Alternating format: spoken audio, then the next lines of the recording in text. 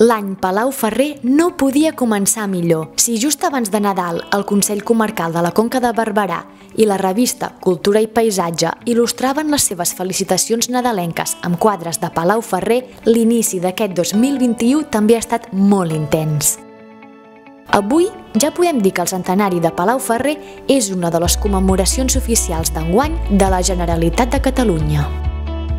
Des d'aquest gener, al Museu de Cervera es pot visitar una exposició que recull el vincle intel·lectual entre el pintor cubista Palau Ferrer i el poeta Jaume Ferran.